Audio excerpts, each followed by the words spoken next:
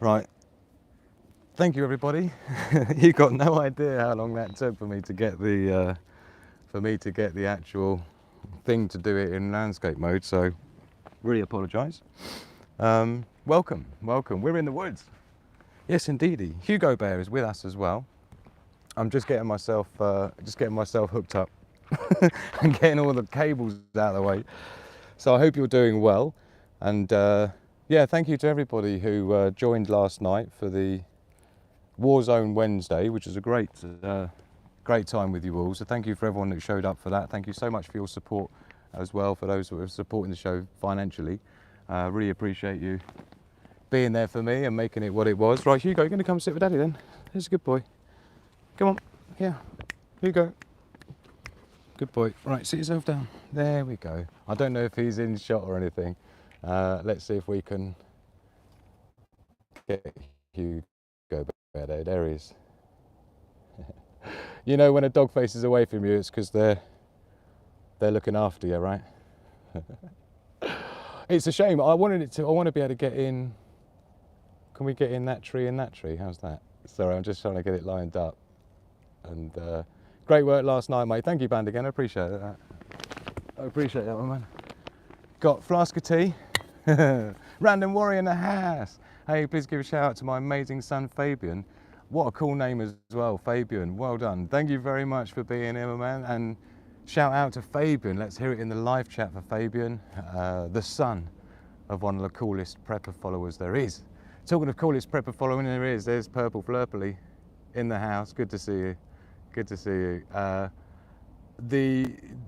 And Daily Survival, great to see you, my lovely. Moderator of all moderators, along with Sandy. And I was just on the phone to Sandy on the way down here, actually. Kaza as well.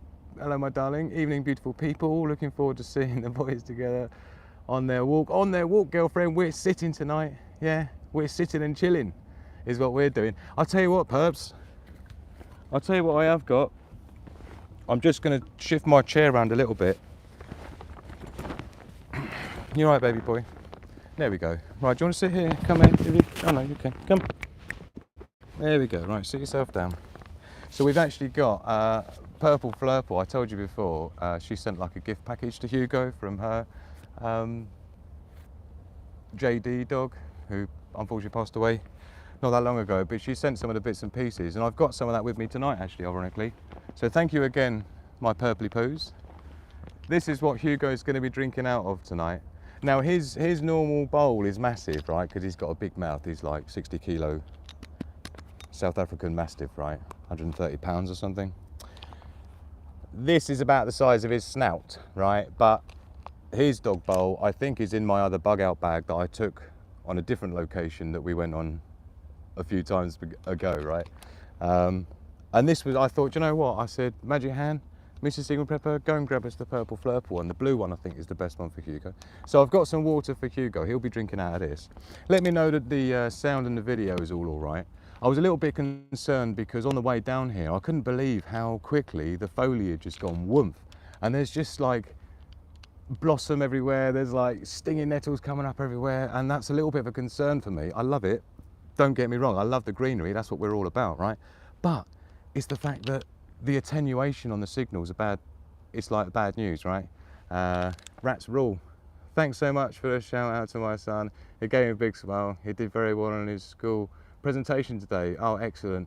And it is so important that you can do well at things like that in life. And if your Fabian is doing well at that already at his age, how old is he? Sounds like he's at school still. Yeah, tell him to keep going with the presentation skills, man. And that's what I need to learn. That's what I need to learn, presentation skills. So, Hugo's going to be drinking out of that. Thank you so much, Purple Flurple, for your love and for your kindness and your generosity as well. And it means so much to me. And I'm sure it means a lot to you as well, Perps, knowing that your JD's beloved bits are going to continue to live on with Hugo Bear, right? What are you doing? What are you up to, mister? We've also got some biscuits. This is like, this is turning into a showing off all the gifts, really. But was it last Christmas? Was it last Christmas, Day Survival? I think she sent me a whole massive box, industrial box of biscuits for Hugo Bear, Hugo biscuits, right? So I've still got them left now, and I have to be careful because basically this year, later on this year, they're going out of date because she bought me these last year. Yeah, but they're really cool. There's like every type of, these are custard creams, we've got ginger biscuits, there's chocolate bourbons in there as well, and they're quite conveniently packaged. So if you're doing a little mini bug out or you're doing like a little camp, it's much more convenient to take a few small packets like this. This has got like 3 custard creams in it, because of course they're concealed so that you have 3 at a time. If you open a whole packet, then they're just open for the whole time you're on camp, right? And you get ants crawling in, and you know, you don't have to take elastic bands with you and that. If you just eat 3 at a time, just take a couple of these packets in the bag, job done, right? So that's my first survival tip, is have small individual packets, not big ones. The same way as like I use sugar cubes. I don't bring sugar with me to spoon into my tea. I just bring sugar cubes because they're much easier to handle, and you can keep them shut in a box without getting sugar anywhere. And if you drop a couple, you can just pick them back up and put them back in after you blow it, of course, first, subject to the 5-second rule. But Hugo's having a good old sniff around there. Can you see him? Look. What is it, mister? He's just staying on watch. 3 custard cream. I didn't say that was the only packet I had, John. Believe me, there are more. I was just saying for example purposes, right? What else have we got? There was some chocolates in the mix as well somewhere. So we've got sweets essentially. We've got tea. We've got nature. We've got trees. We've got shrubbery. I'll tell you what I'm going to do though, because I don't actually. I know this is going to seem really pedantic, right? Sort of guy I am, right? Talking of presentation skills, Fabian, right? Old Drew here's got a thing about presentation skills. I don't like the fact that so my little lights here, I'm just scrolling through the things so that I can get it set. I just wanted to pause it. I wanted to pause it so that it was on a different colour to that one, because they were turned on at the same time, so of course they were on the same light pattern as each other, and it's just not as interesting as stopping that one for a bit and then, you know. I don't know, is that pedantic? Let me know what you think. Try and get it in the frame a bit more. Let me know you're getting the full effect. Oh dear. So, let me know what you've been up to then. I've got my, I've got the trusty iPad, so we'll be keeping in the mix with what's going on in the world as well, don't forget. I've got some stuff to show you and to share. Did we decide that everything sounds okay? Is the mic all right? It might be a bit low down, it might be overdoing it. Let me know how it sounds if you would, please. Would be lovely jubbly. Hugo's eating grass, it would seem. Oh dear. He's always happy when we're out in nature. Had my head torch on the way down here. I do love my head torch, I've got to tell you, my O-light. I'll tell you what, since I don't have it on, because someone asked me before what my head torch was, and I said it was an O-light H2R. Is it an H2R? Yes. So O-light H2R, it looks like this. This is my favouriteest out of maybe 35 head torches that I've ever owned, right? This has got to be the best. And I thought £100 for a head torch, come on, who's paying that? I did a couple of years ago, and yeah, it's like the bestest in the world basically. I'll tell you what I like about it, right? First of all, I really like the colour temperature of the light. It's not too, it looks whiter white here than in real life. It's like a real nice neutral warm white, yeah? It's not cool white and it's not white white. It's like a nice tone of warm white, really subtle. Because we don't like the blue light. It's not as usable to your retina if you understand wavelengths and stuff, right? And I like just the fact that it's just one press on and one press off. Do you know, just that toggle, just a simple toggle action is just easy. I don't like the ones that you have to scroll through and it starts flashing at you. Who wants that? No one wants that, right? So you've got lots of different settings in terms of you press and hold, it will go brighter and then background again. But whatever you leave it on, when you press it, it will come back on that setting, which again, You would think that was like well obvious, but the amount of torches that don't do that at all, it's not even funny. So anyway, I really like it. It's a great colour. I love the format with the fact that this format is an 18650 cell as well. So it means that you're, I seem to have a random thing on. It's got a normal, it's got a normal sized 18650 cell in it. Yeah. Which is nice because you can just take a bunch with you. This is slightly optimized because it's got the positive and the negative terminal on the top of the cell. You can use a normal cell, but it just means that the magnetic charge cap here just obviously won't charge the battery inside, but I'm cool with that. To be honest, I take the battery out and I put it in my professional lab. I've got like lab level cell charger and stuff, so I just use that. But I also like the fact that you get this nice, simple silicone rubber strap that goes around, and you'll notice it's also magnetic. So even without the strap, you see. And what's cool about it is I take it off here, and I've got one of these things that you get that goes around the handlebars of my bike. And so of course when it sits on the handlebars, it just sits nice, man, because it just straps around, right? So as in you've got the handlebars this way, and you have the torch sitting on like that, and so when it sits on the handlebars, it's just nice. Because I have this sitting on the very centre, because again, I'm pedantic, don't forget, the OCD, right? So I like to have it exactly in the middle. And then you can just twist it to rotate it and that if you want it a little. It's beautiful, man. And like I say, I must have bought 50 million head torches in my life. I'm a big fan of head torches because it means that you get one extra hand, and God only gave us two in the first place. So why take up 50% of your hands when you don't need to, right? So head torch all the way. Gotta be. And also I really like the head strap. Again, most head straps that I've had of the 27 million head torches, headlamps that I've had, the straps are either just uncomfortable, like they maintain the center of gravity as really close to your forehead as you can get it. I've got a really chunky 18650 one that you literally wouldn't want to get in the way of, right? And it's got you know, like a focus thing. But the torch extends out like this. Yeah? I don't want your comments. I don't want your comments, right? But your headlamp comes right out, so the center of gravity is far forward and it feels heavy and it just flops down. You don't get that with this because it's totally flush. You know, your forehead's like right here, right? So it's just nice. You're right, Hugo Bear. Are you? He's on guard. You have to go the other way around, baby. This way.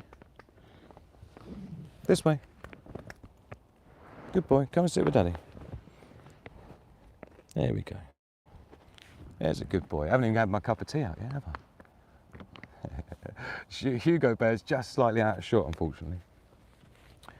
So yeah, I'm glad so many of you enjoyed last night's show. It's nice to hear. It was. I do apologise. It went on for 3 hours. I think it's about 2 hours and 45 minutes now. It's now I've cut the break time out and the countdown at the beginning out and stuff, right?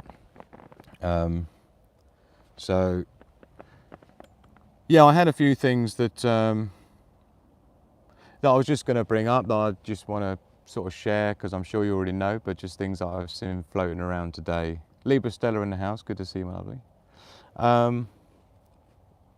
Yeah, have you heard about this student debt repayment thing? What's that about? Right? Student debt repayment.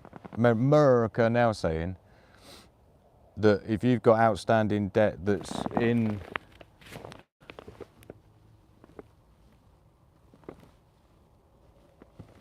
I do apologise. We had a set malfunction. We had a Hugo-induced set malfunction.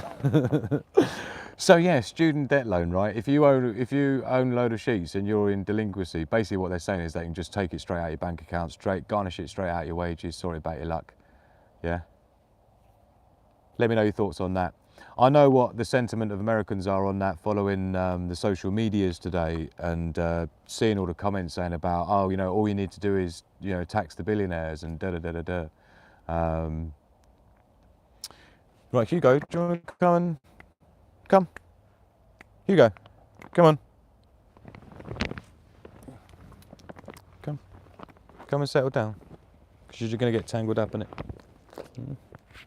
You're right, baby.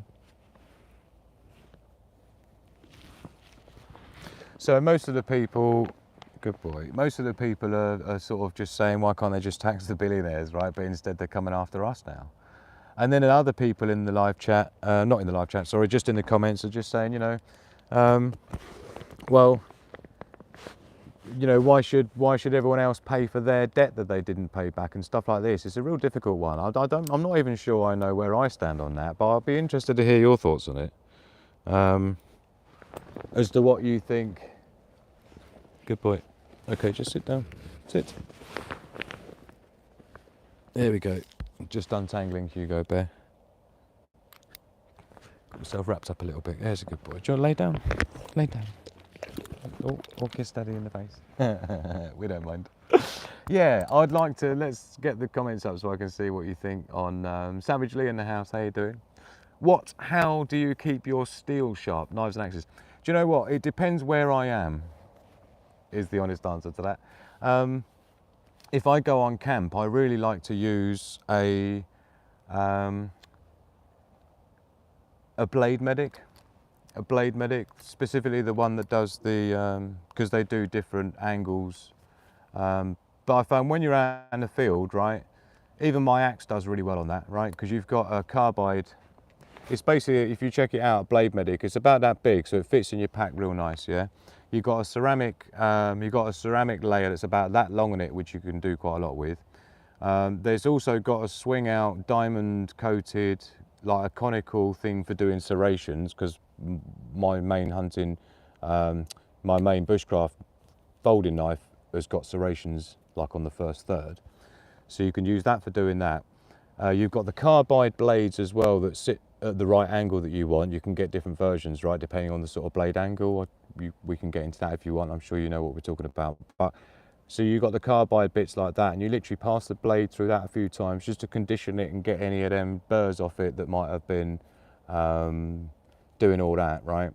And then next to that, you've got two ceramic rollers that are also look at an angle like that. So you just run the blade backwards and forwards in it after you've done the carbide bit, and it gives you such a real nice sharp edge, it's not even funny, and literally in a couple of minutes. Like my bushcraft mate used to come along on the bushcraft camps, right, and he'd bring the diamond bits, maybe 3 different types, plus the leather lapping thing, right, and I used to do all that, and it's just like, do you know what, it's like diminishing returns. The amount of stuff, like he used to moan at me because I used to bring a chopping board with me, like a 1/16 of an inch, or like 3mm thick plastic chopping board that's like this big, that fits in the back of my Rush 72, which is a 511 tactical pack, right? That's my bug out bag. And there's a nice like bit where you put the water bag in the back that's sort of like in its own compartment. I don't have a water bag in there, I've got other methods of doing the water, right? And he would take the piss out of me for having my chopping board in there, right?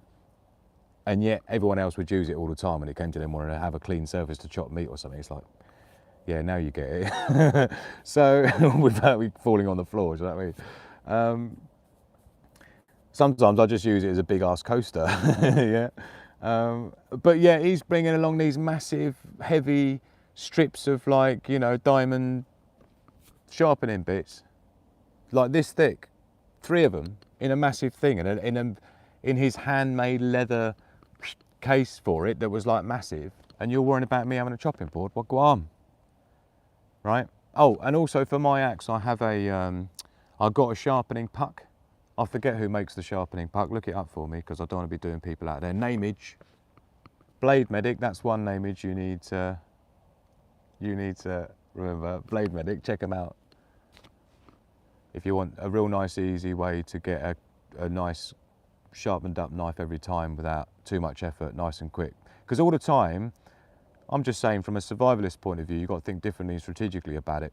The more time it takes you to sharpen your blade, the more time you're distracted, the less time you're paying attention to your surroundings, do you know what I mean? And oncoming threats and stuff. You're distracted, right? So the quicker you can go, woomph, woomph, woomph, jugu-juk, jugu-juk, jugu-juk, woomph, woomph, jugu-juk, you're done, right? I'm like, yeah. If you're sitting there giving it all this stuff like for like an hour, it's like, come on, man, can't be doing that. So you just got to choose. Bless his cotton socks. Look at Mr. Hugo Bear.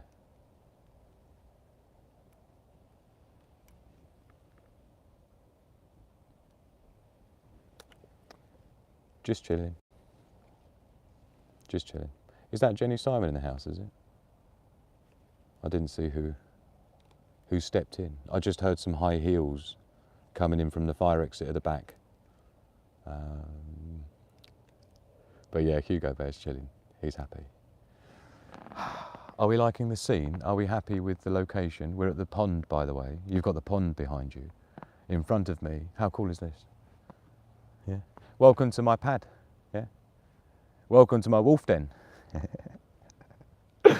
I'll tell you what I do need to do. As a matter of urgency, or else. Yeah. Did we decide if the audio levels are all right, by the way? I didn't see any response to that. I'm not suggesting that everybody ignored me when I asked. I'm just suggesting that I didn't see it.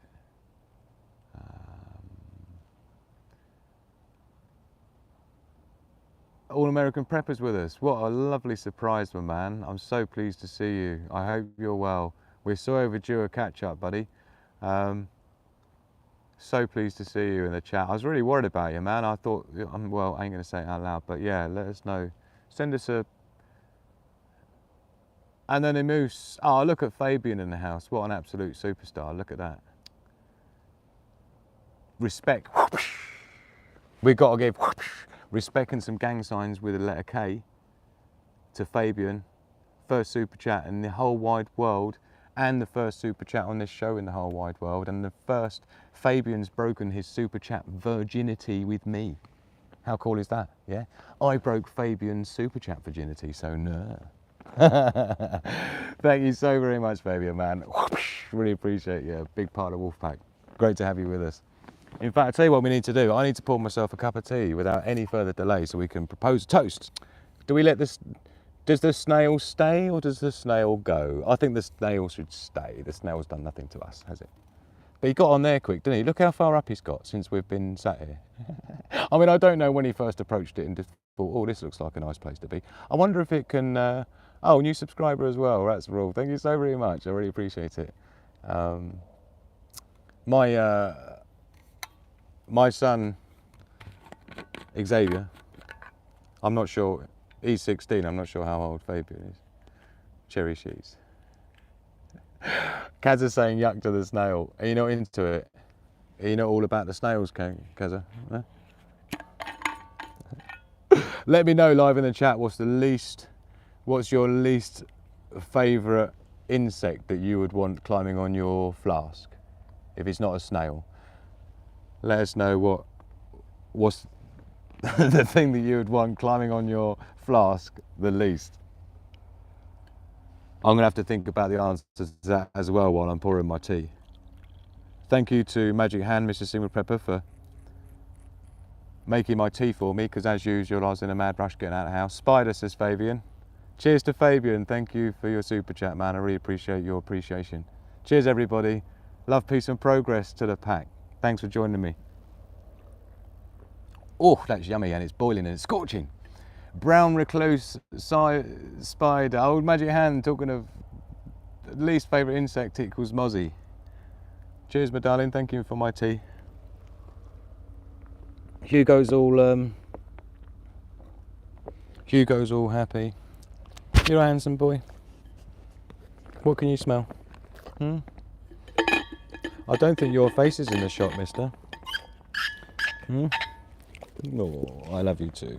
I love you too, mister. He's such a handsome boy. What a handsome boy. Right, let's see what they're scared of the most, Hugo, because you're sitting there and you don't care. Doc Spider, says Rats Rule. Magic Hand says mozzie. You see, she'll tell you, I just don't get bitten by mozzies. Living in Southeast Asia for 10 years. Middle East for a couple of years, right? Places like that, where you imagine there'd be loads of mozzies and things, it just was never a thing. It just didn't really, Magic Hand used to say to me, do you know what, I watched a mosquito land on you this morning while you were lying there still asleep in bed. This is while we were living in Thailand, I think, at the time. And because she'd always wondered if do I never get bitten by a mosquito, or is it just that I get bitten and nothing happens? And I think the consensus was that the mosquitoes do land on me, but just nothing happens. It doesn't come up with anything. There's no, you know. So let me know if you have a similar experience, but I think maybe 3 or 4 mosquito bites in my life, despite living in Southeast Asia for that amount of time, right? Specimen flask of tea, even if I say so myself, it is indeed a specimen flask of tea. If I'd made it myself, that's exactly how I would have made it, honey, so thank you. Yeah, poisonous spider prob. A grizzly bear would be bad to get into your picnic basket. Apparently though, Jenny Simon, I think most women choose bear over man in the woods, innit? I thought that was the craze, innit? You see, Purple Flurple's saying slug, right? Slug, that's just a homeless snail, right? Yeah. You're absolutely right. And don't put any salt anywhere near it, because that's just mean. Mould, says Anonymous. It's good to see you, Anonymous. Recluse spiders. Yeah, I'm not familiar with recluse spiders, savagely. Hornet, says Band again. Mistworm leopard slugs. I've not heard of leopard slugs. Giant Asian centipede liver. Still a good one. I don't like that. Did I tell you I saw a dude getting eaten by a shark the other day? Not like Lich. Well, it was Lich, but it was like a video. And before I really knew what was going on in the video, what was this one about? Because I was just scrolling. It was on TikTok, right? And I just saw like a dude flailing about in the sea, and I thought, oh, what's going on here? Who's going to save him then? I thought it was going to be a story about some like hero who goes out on a fucking jet ski. Nah.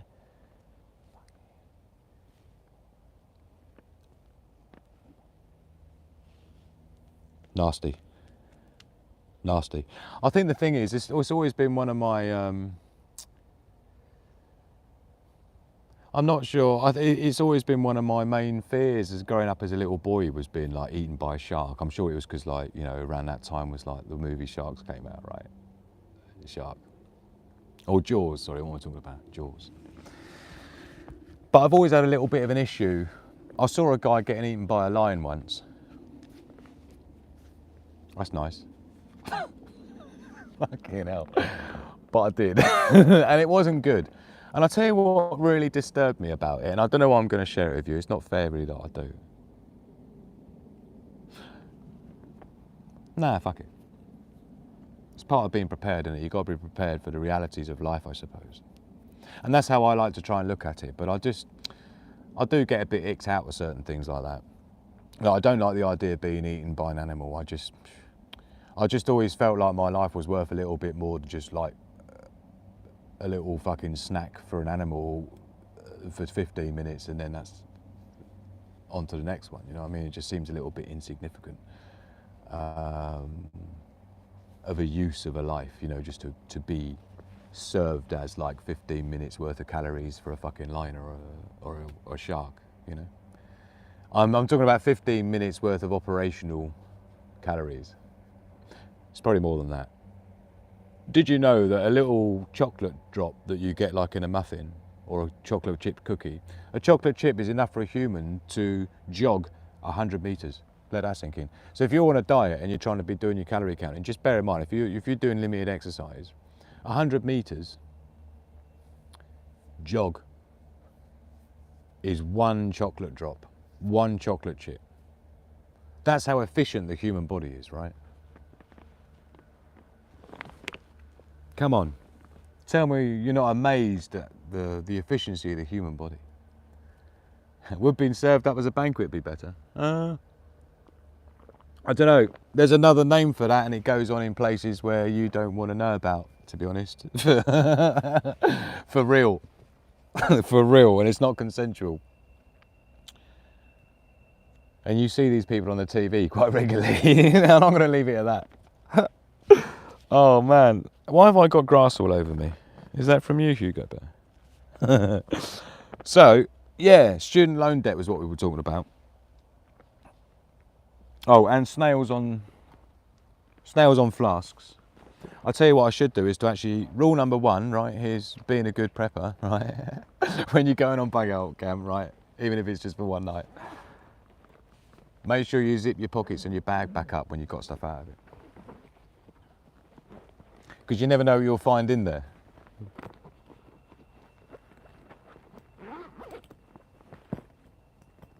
So yeah, I don't really know what I think about the whole student debt and people having the US government coming after them and all this other stuff they're going on about. It's just like, wow, man. It seems like, you know, the US government seems to be coming after people for all sorts of stuff. It's taxing all the citizens out of whatever with all the tariffs. And now it's like, we're going to be chasing you down with the student debt. And before that, they were hiring like 50,000 IRS staff and hollow point bullets for them to be armed with. I mean, this is like, it's not a good look. Hugo, careful, come. Settle down. Good boy. Sit. Or lie down, preferably. There you go. You got your head in shot now, dude. That was the idea. You stay on guard. Right, he's going to stay on guard and watch out for burglars. Right, even though I hope we don't get any burglars around here. But you never know. Here's the UK. So you got China sending a Boeing 757 Max aircraft back to America, saying we don't want it. So that's not a good look. What's that, 30 million bucks or something roughly? Top of my head. Cheers everyone. Hollow points are wicked. Yeah, I used to shoot them in Thailand. My best friend was the chief of tourist police, and that was his sidearm.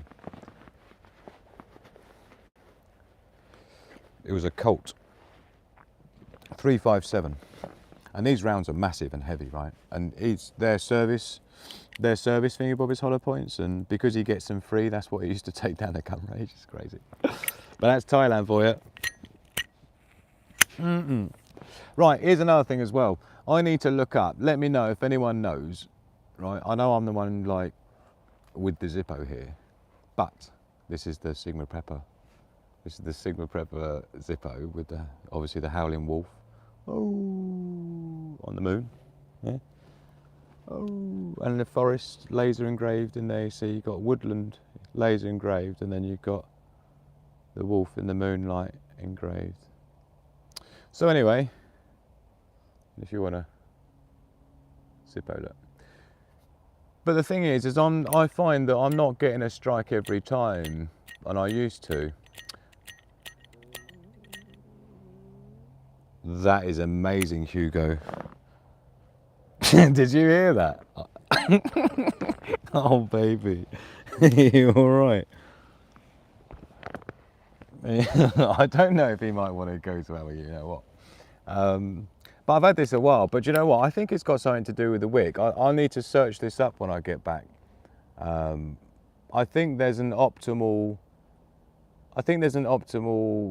sort of stock up on flints. I've got loads of flints. I've got a couple of flints inside underneath, right? But it's the wick, I'm sure. It's something to do with the wick. It's full. I filled it up today as well. But it's something to do with the wick. It's either too high, too low. So I want to look up what's the most optimal wick placement for one strike, one light operation every time. There must be a method, right? There must be a trick to it. That's good, he's settled down now. He did the biggest you know what I've ever heard. Have those lights synced up with each other now and they've got the same colour again? So yeah, China's sending that plane back's a bit of a statement. Let me know if you'd heard about that, right? They'd ordered an American plane, but now because of the tariffs, they're like, now we don't want it anymore. And that's like 30 million sheets, and they don't want any more from Boeing either. I don't know if you're aware, but China's been designing their new Boeing aircraft replacement.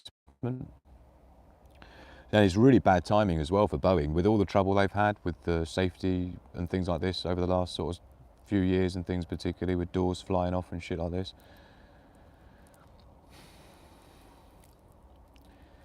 It's like they've already been on a downturn of investment, a downturn of orders, and a downturn of everything else, and innovation and safety. And now you've got China at the same time has just literally just launched their own Boeing competitor, and these things look the business, right? And they are properly thought through aircraft, man. Totally different direction to what Boeing was doing.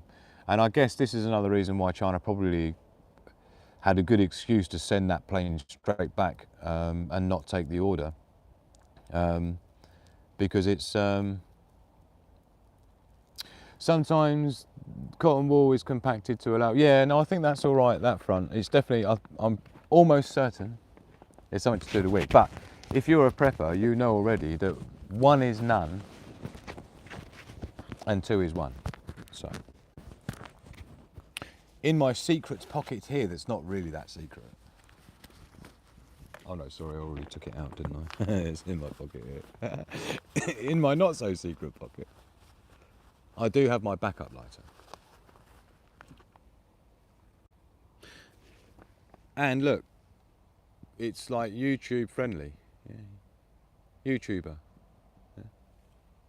I don't know who I stole that off, but it lives in this top pocket. Oh shit, I need to put my, I need to get my microphone pop back on. There we go. We still didn't know if you can actually hear me or not. It sounds okay. Well, I think you do. Do foreign students get any student loans? I think I have heard of them, but I don't think they're not. I don't think they're supposed to. 5x5, says Sandy. So I think it's still kicking off with the whole.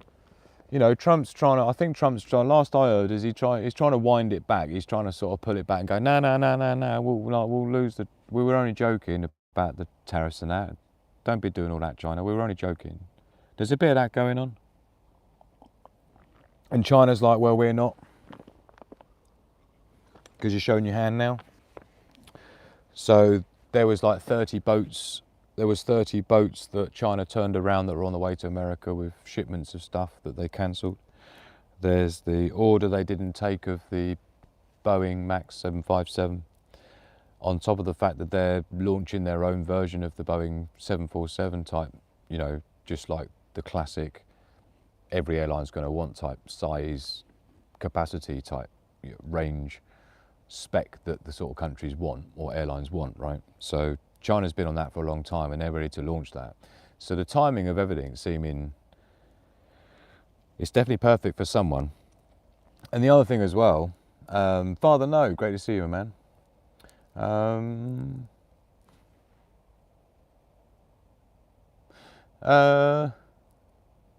What I was funny enough, actually, what I was going to say, Father No, was there's another news story out today, which is to do with Huawei. Yeah, do you know? I think I mentioned Huawei last night. It was in the show, wasn't it? Right, because this was one of the things that there was like import bans on Huawei by America and Britain, and I asserted that it was because, and rightfully so, that if they had allowed Huawei into the UK or the US markets, it was nothing to do with security or privacy. It was about the technology. No one would really want an Apple phone, and they would go out of business. And of course, we've got vested interest in that as Westerners, right? But Huawei now have just come out with a new microchip, which is outperforming the NVIDIA microchip. So you've got Huawei outdoing NVIDIA. Yeah, this is not going to take long, right? This is not going to take long at all. And yeah. Let me know if you've heard about the sun dimming plans by the UK government, talking about dimming the sun because climate change. Yeah. What an amazing idea that is. Especially after convincing everyone to get solar panels and convincing everyone that we need to spend hundreds of billions of pounds on building solar farms, only to then turn around and start talking about dimming the sun. Well done. And as though they haven't been doing that for years already, come on. Look up SRM, solar radiation management, because it's not called chemtrails, it's because it's called solar radiation management is the technical term for it, right? Oh dear. What's really going on is that now they have to raise the money genuinely to justify it, because USAID were the ones that were giving all the money towards those projects, right? The solar radiation management, look it up. And since USAID has had their funding cancelled, Which, funny enough, it's funny, isn't it, how Klaus Schwab steps down about the same time as that. That's a coincidence, isn't it, right? Now all the funding's been pulled, they were going out the back door, courtesy of, you know, Doge team found all that, right? All that money, USAID, there was billions going to WEF and stuff, World Economic Fund. So I guess now all that's dried up, yeah. Klaus is like, oh, I'm not bothered about it now, to be honest. If we haven't got billions coming in from, you know, our dodgy deals going on in America out the back door, then I don't want anything to do with it anymore. So he's left. Like, no notice at all on the same day, yeah? I heard reports of him being investigated for all sorts of financial crimes and stuff, but I think that was a lie. I think that's just propaganda. So be aware of those sorts of stories out there. Do you know what? I'd say longer than that, Anonymous, right? I'll tell you now, right now, when I was living in Thailand, because I used to think it was all bullshit, right? When I was living in Thailand, this was like 2004. 2004 was the first time I knew that it was real, because unlike the West, right? In other countries, they don't pretend they don't do it, right? So, for example, in Thailand, in the Bangkok Post, which is like, you know, the New York Post in America equivalent, right? The Bangkok Post newspaper would tell you exactly the days they were going to be cloud seeding because of the droughts and the rice paddies weren't getting enough water. They would advertise it in the paper like, oh, we're doing what we can for you guys, you know, give us like some cheers and shit. They'd publish it in the paper, which days they were going to be doing it, right? And then you go to the UK and they're like, pretend like it's not happening. It's like, what are you talking about? The government in Thailand don't seem to feel the need to hide it. They're quite open about it, in fact, to the point where they publish it in the fucking newspaper every week saying what day they're doing it and where. What? It's amazing, right? Oh, God. I think this is why that Chinese proverb, to travel 10,000 miles is to gain more knowledge than to read 10,000 books, right? Because it's just, once you get outside your bubble, yeah, you learn so much about so much, and, you know, it's really hard to explain. You just learn loads of stuff about loads of stuff that you wouldn't ordinarily do out of any book. Even things like cloud seeding is a thing that governments do, and most countries around the world admit to it. It only seems to be the West that doesn't. I think it's because the West would have a bigger problem. The population would be going, ah, we don't need none of that shit. Where's the snail gone? Has he worked his way up or is he gone? I think he's done one. So you'll be happy to hear, Kazza, the snail has left the building. He abseiled down the side and made off his merry way. He'd obviously seen the error of his ways and thought, you know what? Maybe this isn't the branch I thought it was. Maybe you're not the branch I thought you once were, Stanley. Sorry, Thermos. Sorry, Thermos. Obviously, I'm not sponsored or anything by anyone. There's no affiliate links anywhere. Not even for Olight, right? That's just my own. I've never been sent anything like, you know, gifts and stuff I'm talking about from companies to review. I've certainly got a lot of stuff to review, and there's a few things I really need to, and there's lots of things that people have asked me to review, so I will do. And I'm not talking about sitting in my little bug out chair in the middle of the woods at midnight, you know, showing you on a live stream. I'm talking like a proper review and stuff. Oh, hold on, I need to pull that out. It's because I'm trying to find a home for that temporarily so I can get that rocking. I'm glad you know who's sitting there. He's literally on guard. He's just watching out over to the pond, and he's got his little ears. They're not pricked up, but they're sort of out and folded down like little bat wings. You see, this is the thing. I've got two hands and I still haven't got enough hands. So this is what I'm saying. It's got to be headlamp or head torch. Don't be carrying a torch, man. It's like a proper amateur. It's a bit of a squeaky lid, isn't it? But if your lid's a squeaky lid, you know it's doing good. You know it's keeping it tight. Tight. Tight. Tight. I can't get my tea to stay. There isn't really any flat surface here, so I'm trying to find somewhere that my tea doesn't spill over when I put it down. So yes, UK sun dimming. Let me know your thoughts on that. While I just see what's been going on in the live chat. Hey, Emma's with us. Good to see you, Emma. I haven't seen you for ages. I guess that's another way of saying I've missed you. Without saying I've missed you. Mind you, the look on people's faces now they know is priceless, isn't it? Thailand advertising cloud seeding over 20 years ago. Wow, what a legit government. Yeah, well, they were doing it to, I don't want to say promote themselves, but it was like, when you'd read the articles, it was like, it would be like, good news, this week we'll be cloud seeding again over the southern region due to the recent droughts and rice paddy. You see, it was done like that. Like, you know, we're doing something to fix the problem, right? And so we're cloud seeding. So they, yeah, and if they don't call it that, they would call it silver nitrate seeding or something like that. It wasn't even cloud seeding. It was like silver nitrate seeding or something along those lines, right? Hugo, good boy. Don't get twisted. Don't get it twisted, boy. You've got yourself twisted, haven't you?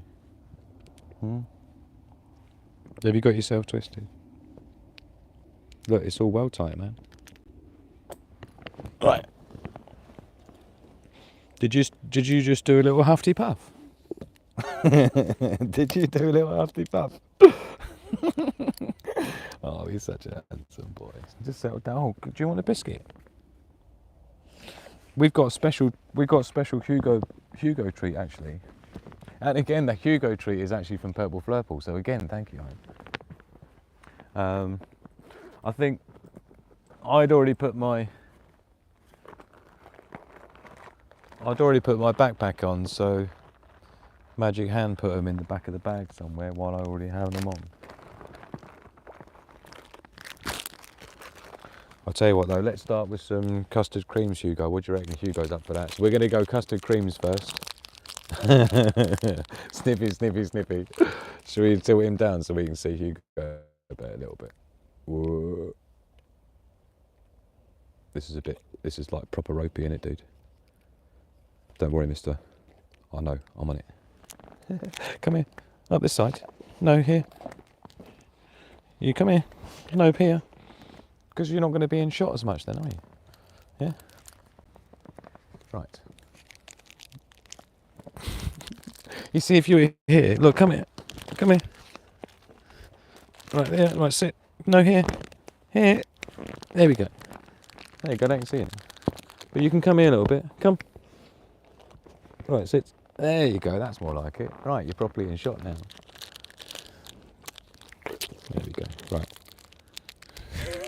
We've got to duck it in tea though, because it's not the same if you don't put it in tea, is it? You go there.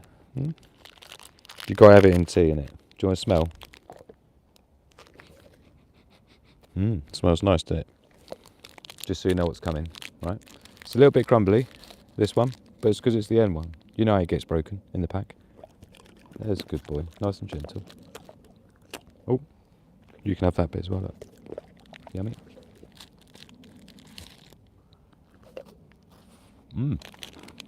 I've got a little bit. And I'll dunk it in the tea.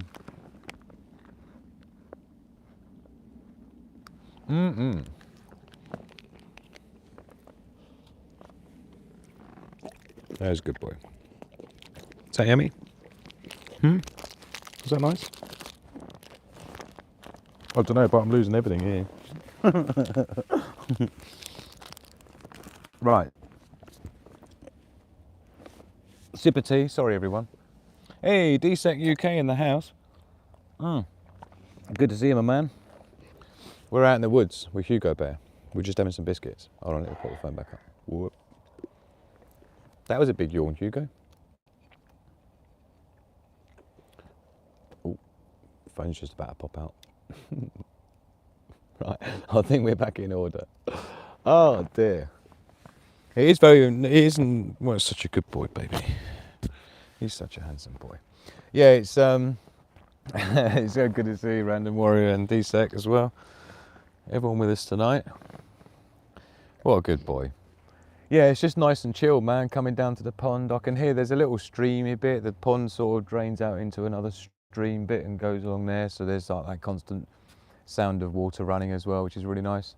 Daily survival, welcoming all in and that. I don't know if we've got anyone new with us. We'd love to do that live with you. Oh, totally, man. We'd have the Kelly kettle going big time. I was tempted.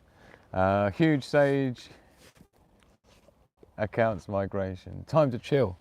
Yeah, that sounds like you want to chill after that. No one likes dealing with Sage. Oh, big cuddles. Do you know, he was, we went out for a walk today, right? And there's this guy, elderly gentleman who lives over the road. You don't see him very much. He's got a massive CB ham radio antenna on a mast, right? So he's obviously a ham radio guy. Oh, bless him, he's properly cuddling in now.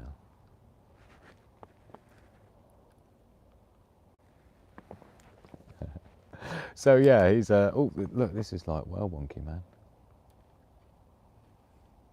Right, that's a little bit less wonky. And anyway, he saw him for like ages away, and he basically just looks at you. He just chooses someone, and he's got I don't know, he just seems to sense that they're up for being friendly with him. And he just stands there. There's no good trying to pull him. You ain't pulling him along.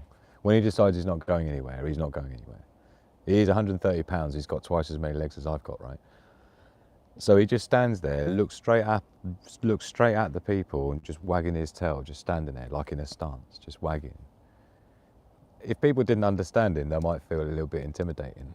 But he just chooses someone, and the guy was going, oh, and that was it. I had to let him go.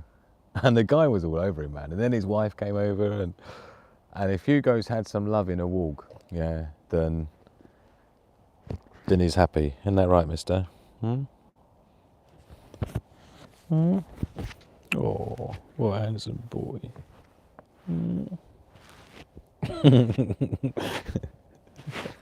He got such a heavy head. Oh, dear. He puts all his weight on your hand. Whoop. Oh dear, bless his cotton socks. He's such a human, it's not even funny. And I really want him to come on camp with me as well for a proper bug out camp. Oh, by the way, got some bad news on that front. Is it bad news, or is it just, I think actually it's like indeterminate news. Because I did actually have a little walk round that way with Magic Hand. Me and Magic Hand went round there just to check it out. Let me just pop this back up quickly because it's properly on the tilt, and I'm worried it's going to tip over, and he's settling down, so that's good. Sorry. Yeah, and we went round to I thought, well, let's just go and have a look where my usual little bug out location is that I go for my stealth camps, right? My solo stealthing camp and shit. And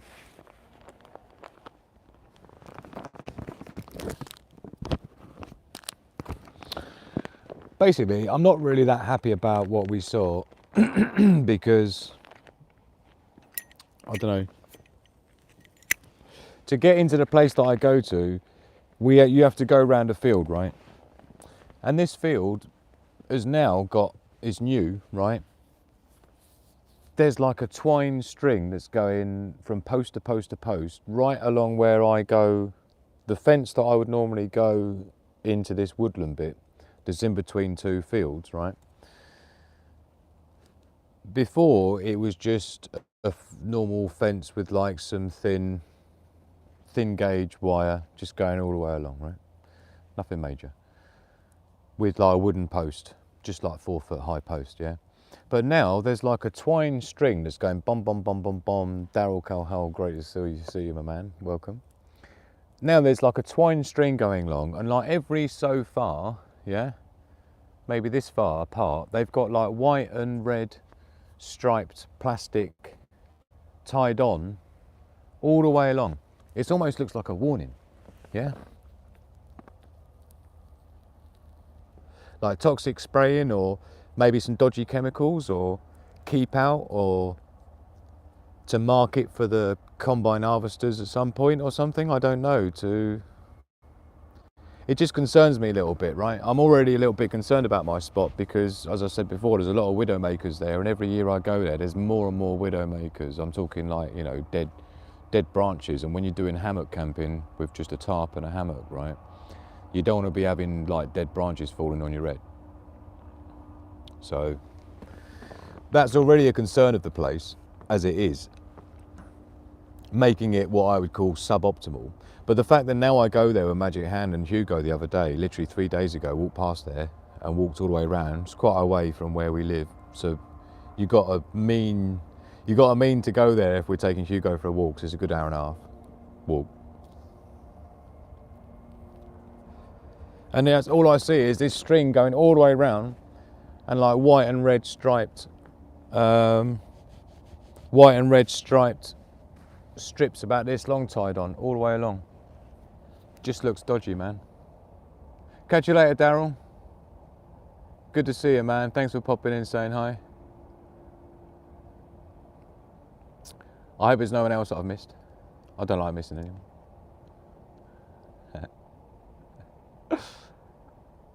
No, I think I'm doing all right.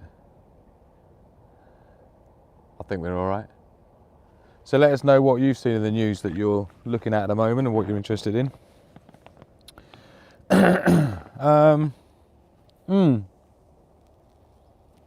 I think the only note I've got here on the World Economic Forum, Klaus Schwab stepping down, is like regarding the new dude who's taking over, who is the same dude who said that humans don't have a right to fresh water. Like free water, free fresh water. Clean drinking water is not a human right, I think, is what he was trying to...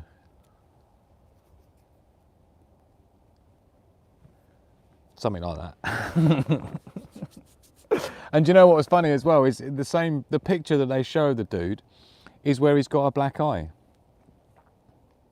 I wonder if you run on a black eye crew, if you know what that's all about. If you don't worry about it.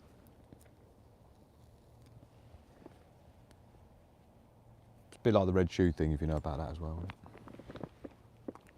But we're not supposed to be talking about any of that. We're not even supposed to know about any of that, let alone talk about it. Fuck me. So, what is it, baby?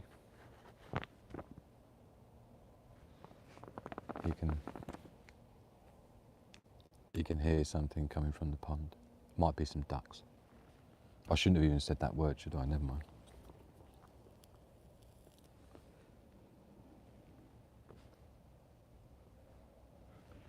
Let's see my little things I had for you. I'm not sure what the volume situation is like here. It is nice though, having the... I'll tell you what, I thought this was pretty cool. Oh, actually, no, hold on, give me a minute.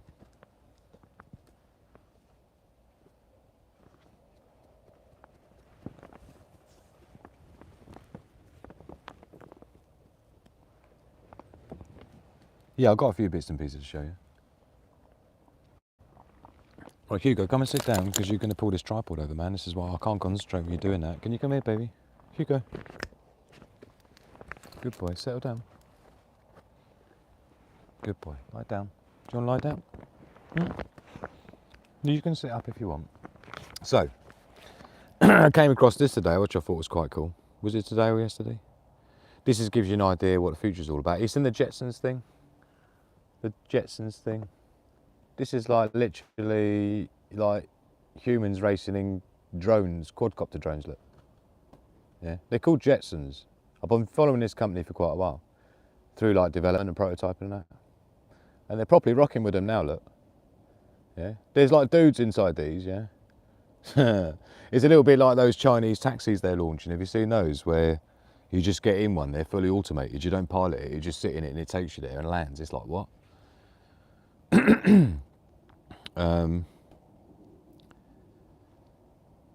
What else we got?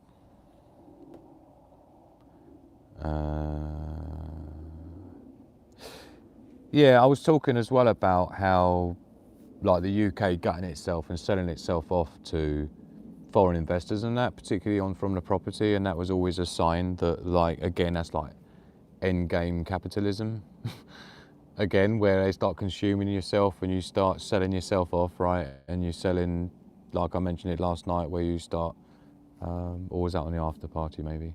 But we were talking about how when a country starts selling off its assets, like its water treatment plants, its energy plants and things like this, and its bridges and its, you know, and its ports and stuff, and particularly its property, it's usually a sign of collapse imminent. So in the UK, if you look at this graph here, it's showing you the chart, sorry, it's just showing you the foreign transactions volume. So if you see, this is the percentage of sales that were to non-UK resident people. So this is like investors or just people from outside the country buying property in the UK. Now, most countries have laws on that, right? When we were living in Thailand, for example, there's certain ways you have to go about owning land, right? And there's limitations to that.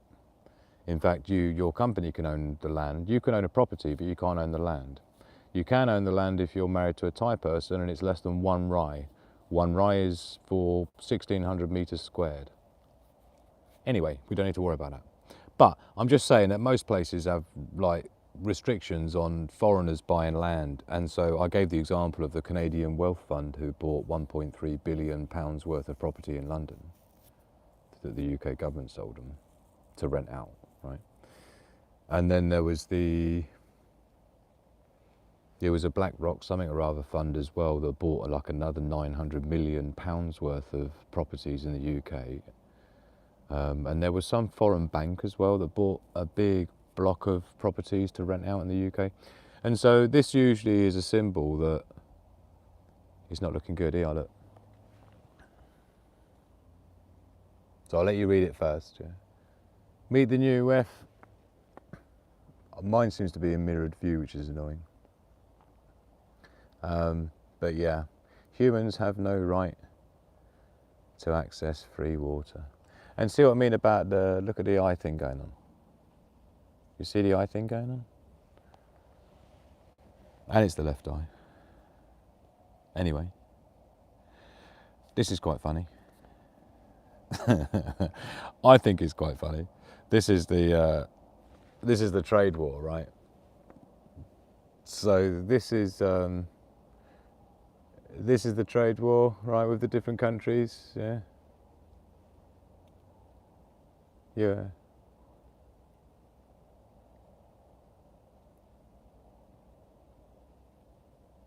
China.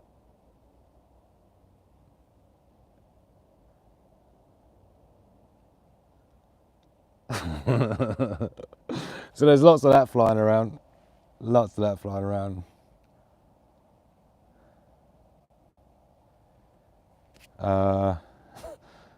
Oh, there's also, do I have it on here? Of course I do. Hold on.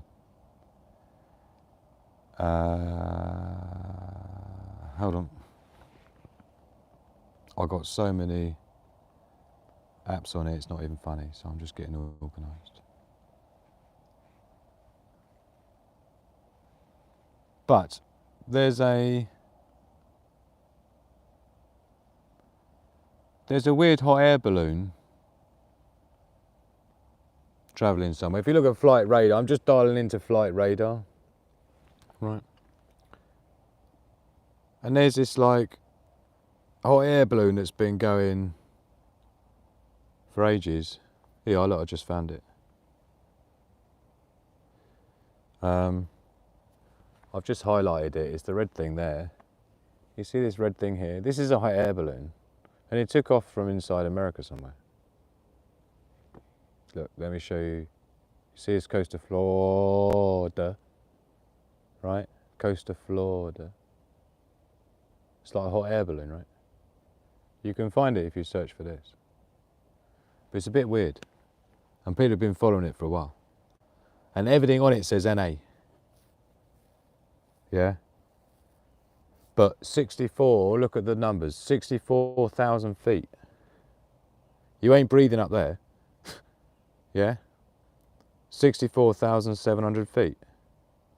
Ground speed 5 knots. I mean,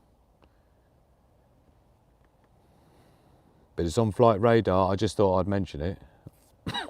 I know a lot of people probably don't care about any of it, but I'm just saying, these are the things I I watch out for, right?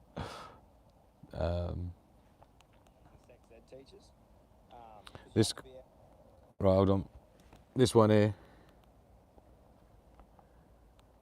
says, "What a legend." Are you ready? I feel bad for parents nowadays and sex ed teachers, because you have to be able to explain the birds and the bees, the bees and the bees, the birds and the birds that used to be bees, the bees that used to be birds, the birds that look like bees, plus bees that look like birds but still have a fucking stinger. Oh man, like it. Someone's birthday balloon says anonymous. Classic. Just if I hire someone and they're female, I have to be careful about how I talk to them. Even As a dentist, I'm sorry. just if I hire someone and they're female, I have to be careful about how I talk to them. Even as a dentist, I hire almost exclusively females, and this is not my experience. I have found that they take criticism with poise and elegance, though criticism is rarely needed or helpful. Oftentimes, when offense is taken, it is only because I do not listen and have a problem with appreciating what I have right in front of me. And if I just said thank you more, this wouldn't even be an issue.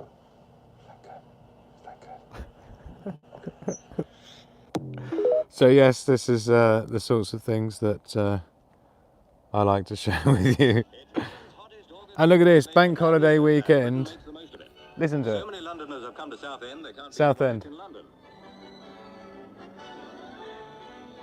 Oh. But who cares if it's crowded, as long as the sun can get at you, and you can get at the sea. The sun can get at these two anyway. Me, I don't ever want to go home. The voices are brilliant. Funny how we all come out to enjoy the heat and then do everything we can to keep cool.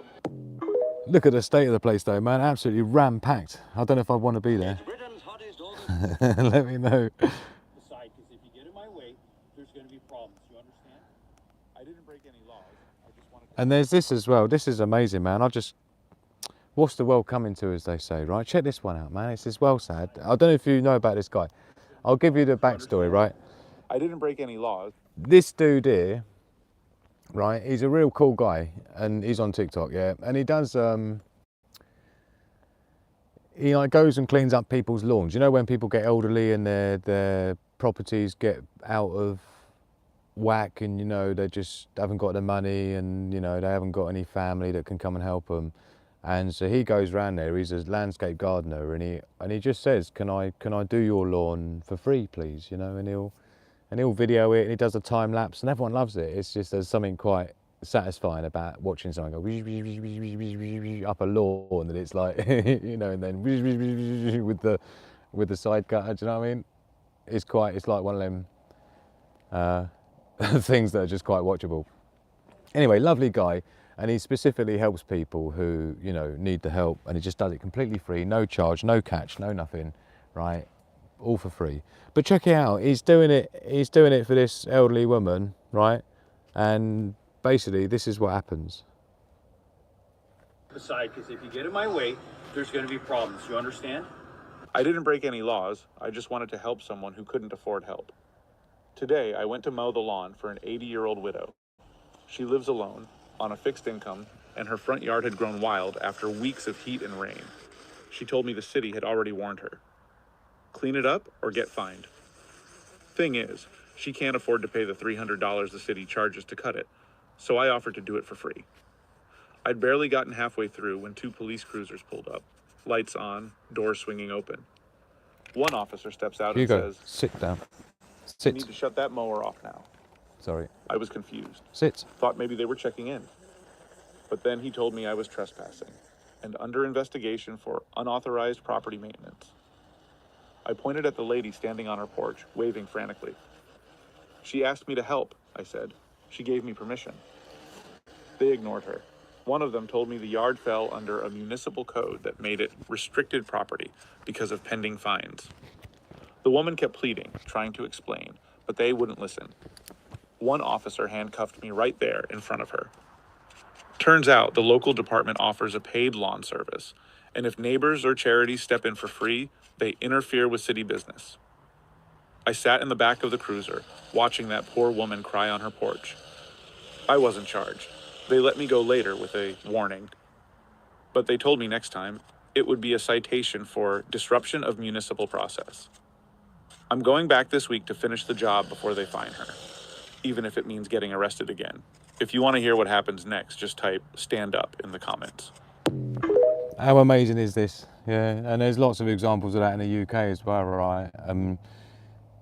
You know, this started several years ago when Obama was in power, I remember, and there was in New York and places like that where people were doing, you know, soup kitchens, but they weren't licensed, and so they arrested all of the nuns because they didn't have a license and they hadn't asked permission to serve food to the homeless on the street. So they literally arrested all of the nuns and all of the people involved in this church-based charity feeding the homeless people, but they didn't have a license to feed homeless people. So they arrested them and literally took them to the police station. I mean,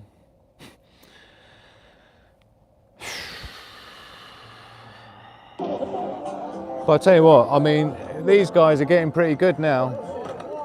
Yeah. I don't know if we're going to be battling these guys in the streets or anything, but they're looking pretty tidy. I think these things are about 14 grand. Yeah. 14 bags of sand, man, that's all. Which I think is a pretty good deal, personally.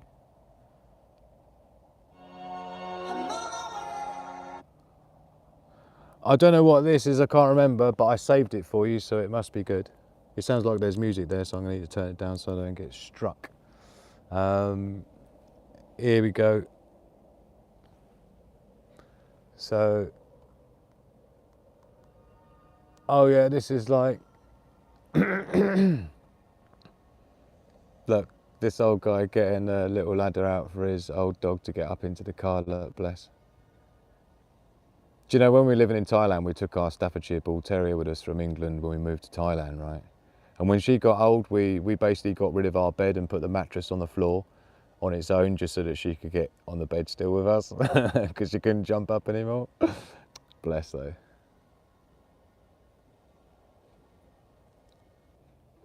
I like stuff like that, you know. What else we got for you? Oh yeah, we've seen that. That's that one with the. That's that one with those two, with those twins. So here we go. Look, this is a guy I come across who was explaining what, in terms of the tariffs, right, how it was going to affect his business. Now, what you're seeing here is that on the left-hand side here, this is the containers are roughly $50,000 per container in terms of the contents on average, right? So each container's got $50,000 worth of ting inside it. And the 0.036 there, yeah, that's the actual tariff that was there before. This is 2024, right? Which would equate to 1,800. Is it mirrored for you as well? Why would they do that? Why would they do that? Oh, it's doing a highlight now. What is it doing? Why would it do mirror? I can't believe it's doing that for you. Okay, I do apologise then. I thought it was just doing it for me. But they don't even give you any, they don't give you any way to change it, which is just ludicrous. Never mind. Okay. Unfortunately, I don't have a mirror to show it to you like that. That's what ideally would be my solution. So, but basically what we're showing here is that before it was 1,800 sheets taxes for that one container, meaning that each this is 5,000 products in there, right? So there's $50,000 worth of products in there, and there's $5,000. So you do your math on that, that's $10 a piece, right? That's what these things cost, is 10 bucks. Now, what it's showing here is that before it was like he was paying $1,800 tariff per container, which spread across each individual product item was 36 cents. 36 cents, right? So each of them 5,000 products in that box, yeah, is 10 bucks, but they're getting charged 36 cents on that 10 bucks as a tariff. And then it went up, and then it went up again with this new one that Trump's done, which was these 2 in a row, which now means that instead of paying $1,800 tariff on one container, he's now paying $28,800. $28,800. So bear in mind, that means that each product, even though it's only 10 quid, and it's only 10 bucks itself, each product that he sells is for $10. And yet now he's going to be charged nearly $6 just tax to the US government that he's got to pay now. So how can he still possibly sell his thing for $10 anymore? It's literally doubled the price of the thing. Yeah? And to go from $1,800 per container to $28,000 a container, who's going to tell me that's sustainable? And the stuff this dude's getting in isn't even the stuff you can even start to try and get manufactured in America. It's like, and I've seen loads of business leaders and things that that talk about the same thing. Obviously, that's the industry I'm from. I'm from business consultancy industry, so a lot of the entrepreneurs and business leaders that I follow, they're the ones who are doing the numbers and saying, look, you know, with what's coming in, this is what we're looking at, right? This is the level of how it ain't going to happen. So yeah, just like I say, put it in perspective, going from $800 a container to $28,000 a container, when there's only $50,000 worth of stock in that container that you're charging them $30,000 tax on.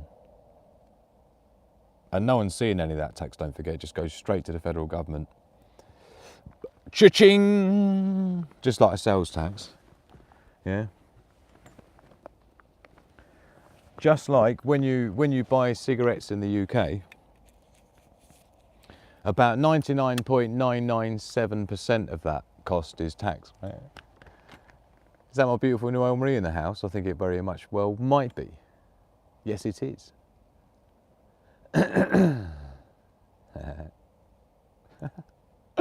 Great to see you, Noel. Thank you so very much for your support last night, my darling. I do really appreciate it.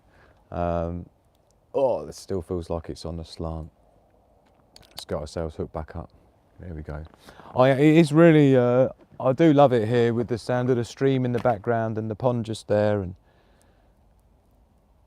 you know, Hugo Bear lying down there on the picnic blanket. Sigma Prepper with his tea. We're all good and nerd. Lovely to have you all with us. I do appreciate you sharing this time with me. It wouldn't be the same without you, obviously. It would just be me sitting in here on my own talking to myself, wouldn't it? Some of you may think that I'm doing that anyway, but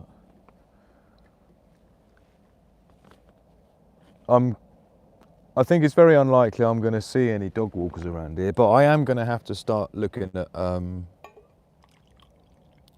I am going to try and have to find a new stealth solo bug out location. Because my little mini recce the other day is really, I'm not feeling it, man. And I need to look up what that symbolism is, right? Where there's that red and white tape every metre or so all the way around that field now. I just got a feeling it's not good, yeah? I got a feeling it's some sort of hazardous thing going on there, so I just don't think it's worth going there for my my first solo stealth camp of the year. which is really annoying because I've got loads of stuff to get filmed at the time. But there's loads of places around here, so I just need to spend like half a day or something on Google Earth, right? Trying to find somewhere, because I don't like to cheat, you see. I do like to actually navigate there myself. I don't like Mrs. Sigma Prepper to have to come and pick me up or drop me off or whatever, do you know what I mean? I do prefer to be in a location where I can walk there with all my stuff, otherwise it doesn't really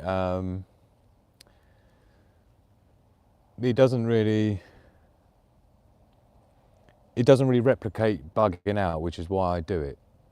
If you can do solo stealth camping in the woods for several days at a time comfortably, then if you're going out there with your family or, you know, with a couple of people in a bug out situation, you'll do very, very well, right? Because it's a million times more difficult on your own, when you're completely on your own, right? Because you've got no one watching your back, you've got no one listening out for you, you know, you're vulnerable when you're asleep, you've got loads of noises going on, you don't know what's going on. If you're scared of that kind of shit, you ain't gonna last 5 minutes, but you've got to get over that. That's part of the training of yourself, right? You've got to train yourself into accepting those things. I had a mate of mine that used to run around like a girl, or the slightest a fly or a mosquito or just anything. They'd just be like flapping, going, ah. It's like, what are you doing, man? It's like, this is the woods, this is the forest. I don't know, maybe again it's living in so many foreign countries where it's just normal and you just get over it, because if you don't, you're going to spend your whole life like getting negged out with, you know, it's like Gandhi. It's not Gandhi, it's Dalai Lama. If you think you're too small to make a difference, try spending the night in a room with a mosquito. Dalai Lama obviously didn't like having mosquitoes around him either, but, you know. I seem to have... Oh no, I've got my Zippo. See, it should be first time every time, right? I'm telling you. I might even just need to put a new wick in altogether, to be honest. But it's definitely something wick based, is my theory, yeah? Bless old Mr. Hugo Bear there, being all settled and lying down. And I shouldn't have said his name because now he's up. Love, peace and progress to the pack, everyone. Cheers. Thank you for being with me.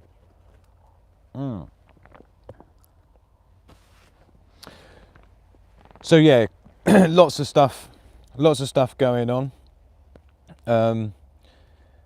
In terms of, just to recap, then we've got a student loan debt repayment thing going on in America in terms of getting, rounding people up who haven't been paying their debts and stuff, yeah. What's the difference between a Zippo and a Hippo? Let me think.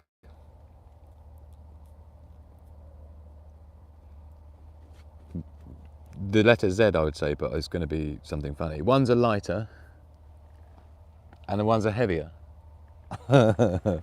One's a lighter and one's a heavier. Is it? Did I guess the next bit? I think there's about a 15-second delay or so on the live chat, so bear with me. One's I haven't seen the punchline yet. Student loan welchers. Yeah. I don't know, man. It's a difficult one because, as I was saying earlier on, yeah, there seems to be two different schools of thought on it. Yeah, half the people are like, you know, why can't they just tax the billionaires, and you know, why are they going after these? They seem to bail out the banks. They seem to bail out all the businesses and the corporations during COVID. They seem to bail out, you know, all the car companies and Ford and all this other stuff. So why can't they bail out the students if they're... And then you've got the other school of thought is that, well, you know, you chose to have the loan, you've done the university degree, you've had the thing that you've got the loan for, so if you ain't paying it back, then it's your fault, and why should the taxpayer pay it back when they didn't go to university, didn't get a student loan? And it's really a difficult one because you sort of can understand both points of view. I don't think it's right to apply the bailing out the banks to the bailing out the students who chose to do that, because the idea of getting a student loan is that you're confident that you're choosing the right degree for the right industry that's right for you, that you're committed to and you're going to move into, and then you are there going to benefit from a return on investment, right? So like my sister who did a law degree and, you know, she earns significantly more than the average person. And she is still paying off her student loan now at the age of like 40 something. Yeah. So, but the idea is that she's obviously getting a return on that investment because she earns significantly more every year than the average person, and she earns significantly more on the back of that education, that law degree that obviously you can't replicate in any other way. So I think those things, then obviously degrees are super are critical, right? And so yeah, I chose not to go to university on any loans or anything like that. You know, I paid my way through my education. Obviously I was on my own at 15 anyway, but so then I guess people will think, well, why should I have to pay for someone who did go to university and can't pay their thingy? But it's a tricky one, man. It's a tricky one. And I just think because of the way they're going, the way they're talking about it so aggressively, like it's all about, oh, we're going to be garnishing the wages, we're going to be taking it out of this, taking it out of that, taking it out of your bank account directly. These are the things that like people are starting to feel like is a little bit overreach. You know, there comes a point where you've got to be realistic about what levels you're going to go to get money back from people, and what duress you're going to put them under, and what strife you're going to put them under during the process, and whether you're okay with that or not. Oh, you're all right, baby boy. Come on. You're all right. You're okay. It's just your back foot. Come. Did it fall off? It fell off. There you go, baby. Yeah, the lead went round his back foot. Are you going to sit down then? Are you going to sit? Do you want a drink? I might get my drink in a minute. Sit. Good boy. You'll knock the tripod over again. We don't want that. Is there a fill in the house, is there?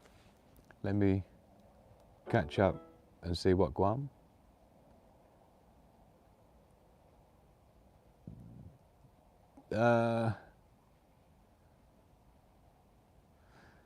You can't avoid student loans by declaring bankruptcy, says Phil. Lots of students go bankrupt to avoid paying loans back. Interesting. It does have big implications though, declaring bankruptcy. Yeah? It will affect a lot of things. What about the people that work 3 different part-time jobs while going to school? This is what I'm saying, this is what I did. Do we get a tax break or something? Yeah, didn't think so. Yeah. Hugo going Hulk on us, isn't it?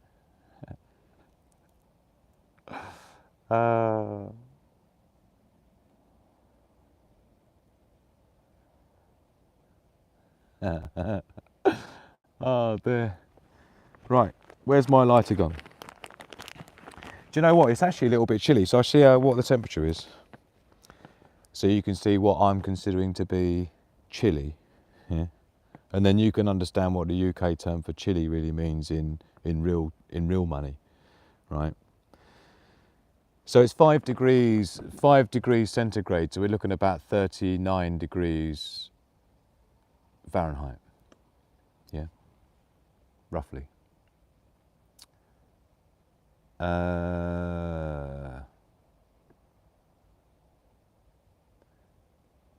So Phil there went to 3 wars, got the GI Bill, got a mechanical engineering degree, and still racked up almost 15k in loans to pay dental bills. Oh man. Thanks Phil for sharing your experiences. Band again saying, I did hear a Labour MP suggest looking into pensioners' bank accounts to see if they are spending it all.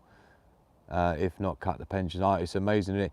And then, like I keep saying, if this doesn't demonstrate what I've been trying to illustrate over the last several months about how, well, years really, with the tier reports and things, but about how much trouble the West is in, and this is endgame capitalism. This is the dying Western Empire, right? As I called 4 years ago with the whole Thucydides trap thing that I was going on about, right? And this is what happens in Thucydides trap. This is it that you were seeing. It's not one of my predictions now, because that was like 4 years ago. This is it. Do you know what I mean? All the things that I went through last night in last night's show, as you could probably agree, were already in play, or had already been, those warfare tactics had already been deployed on countries, by countries, right? They're already ongoing. The same as when I went over all the information warfare and the propaganda warfare tactics in the episode before that, of the Warzone Wednesday, that it's like filled with stuff that everybody during the show was like, oh man, that's definitely what they're doing now, and that, and that, and that. So all of these things are in play. Yeah, the cyber warfare has been going on for ages. The economic warfare has been going on for ages. It's just ramped up now, yeah? Information warfare has been crazy, man. Look all the propaganda we've had about China. Look all the propaganda we've had about Russia, right? It's been full on.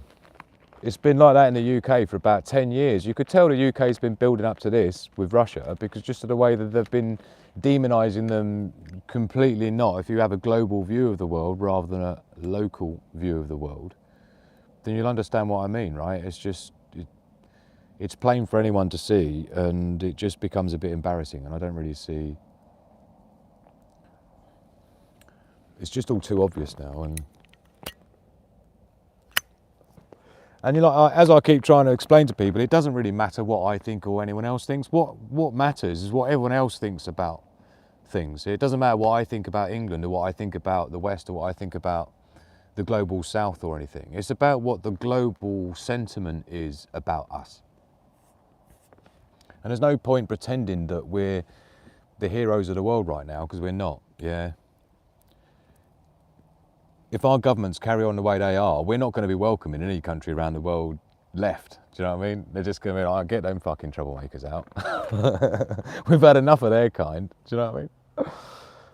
Oh, God. And these are just desperate last dying empire thrashes on the floor, foaming at the mouth and fitting. And they don't know what to do, so they have to start raking in people's like student loan debt. They've got to start tariffing and taxing the fuck out of their population through tariffs.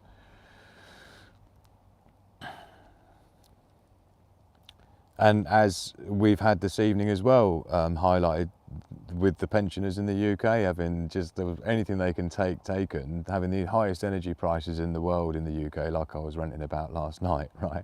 And about how it's like, it completely stifles any innovation in the UK when you don't have access to cheap energy. You've got no AI training, you've got no crypto mining, you've got no anything that's kind of like technologically mainstream even, right? The UK doesn't get to have a dog in that race because we've priced ourselves out of the market with energy. It's just a joke every step of the way, man. It's so nihilistic. Do you know, even the Foreign Minister of Canada called UK's actions nihilistic, right? And it just seems to be the trend. This is like I was having a conversation with someone just the other day saying, you know, they didn't seem to realise that it's only the West that seems to be having all this DEI business going on. No one else is doing all that shit. No other countries, yeah? Don't get it wrong. It's literally just the English-speaking countries. It wouldn't work in France anyway, because they have like la and li and things for he and she. It's all very well formed, the same as in Italian. Yeah, in Mediterranean languages, they've already got their gender thing figured out, right? So they can't fuck with that like they think we can here. Right, but it's just part of that dying empire thing. This is what it turns into, right? Worrying about what people are saying and that. And worrying about what people do with what at night time in their own time, like anyone else would care. Or it's amazing. Cheers, everyone. Thank you all for being with me. In the freezing cold, did anyone refer to whether my see, that's not smoke. That is like coldness, condensation, right? Yeah, you can see the tea steaming, right? So it's like 5 degrees, which I think is about 39, 40. Daily Survival will correct me if I'm wrong. She's pretty good at her conversions. Cheers, my dears. It's cold, says Noel Reed. Do you agree? I mean, I'm all right. I've got like a camo hoodie and I've got a small, basic fleece, yeah, Caramore fleece, but nothing epic. Here I handsome boy. Oh, he's such a handsome boy. Oh, big cuddles for daddy, keep me warm. That's the benefit, you see, of having a big monstrous dog, is he's like Really nice for cuddles to keep you warm, selfishly. 9 degrees centigrade here, I'm roasted, says Emma. The Five Eyes Anglo people are under the biggest attack, seems to be, doesn't it? And with the corporation of our own demented leaders having our downfall. Yeah. All part of the lockstep plan. The Anglo-Saxon mission. Amazing. Oh dear. How's the trees looking? It's a shame there's not as much in the backdrop, to be honest. I don't know if you can see the trees beyond the trees. I don't think you can. Bless his cotton socks. Did you hear the owls?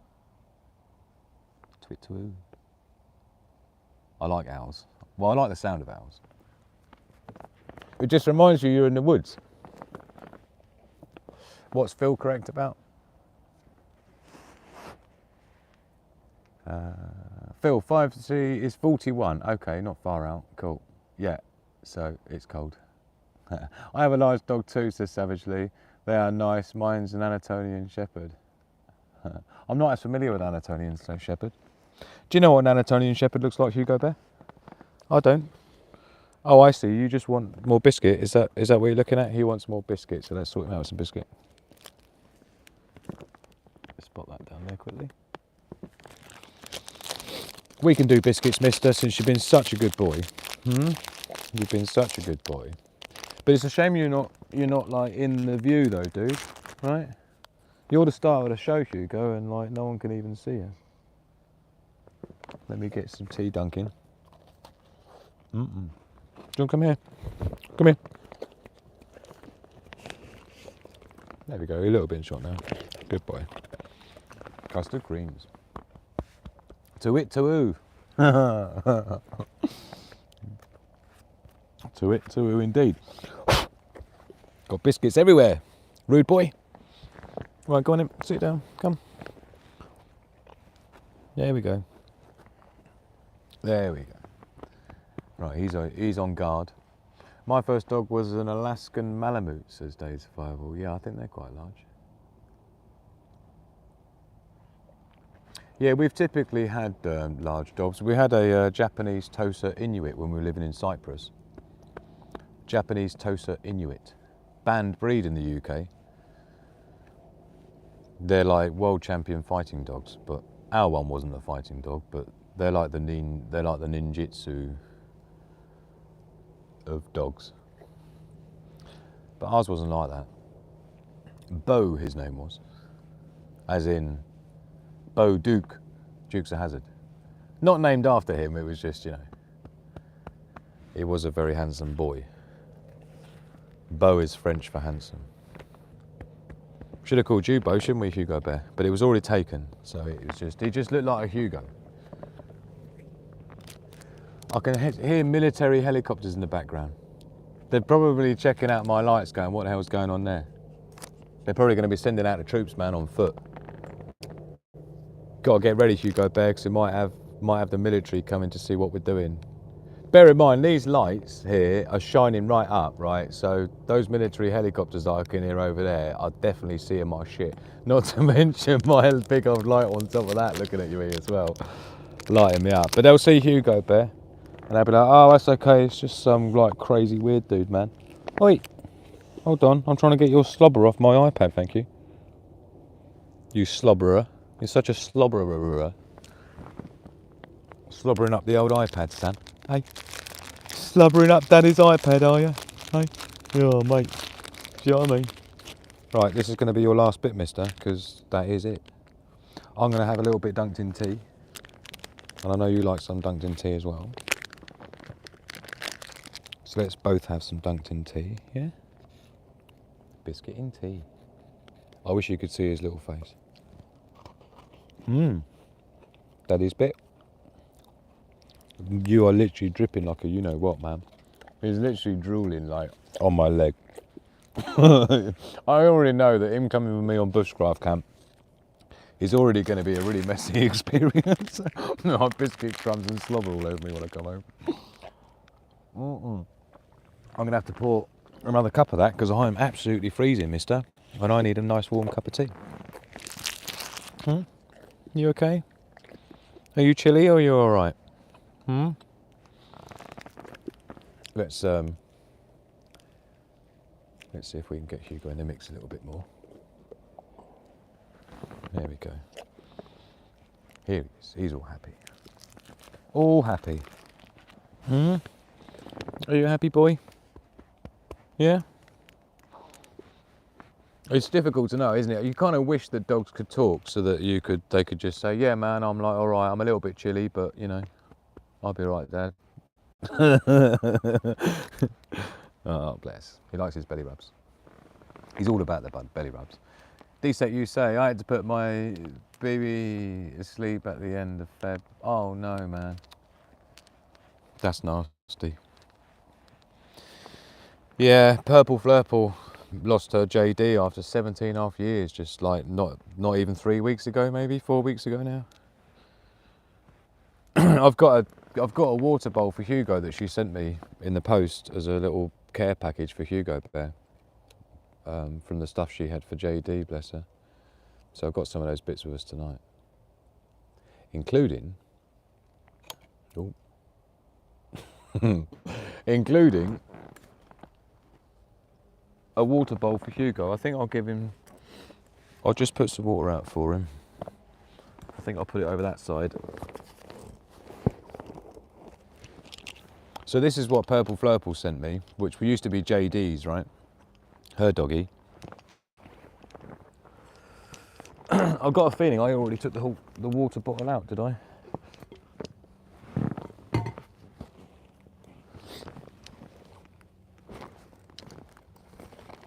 Oops. Can't find the...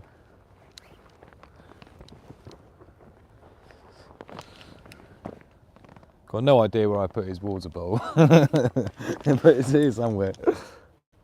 I think I already took it out. I just got to be careful because I'm wired up. Oh, right.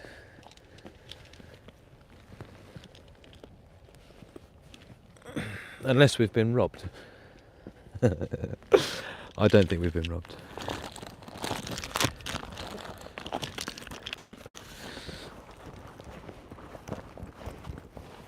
That's a bit weird. Maybe we have been robbed. You never know.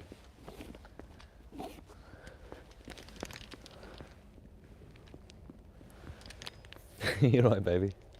It's all right. No, stay. I was just looking for your water, but I think it's over there and I can't reach, so I'm just going to have to... We'll deal with it in a minute, and we will set off in a minute anyway, mister. Because it's absolutely freezing. Right, let's see, catch up with chat. Sorry about all that.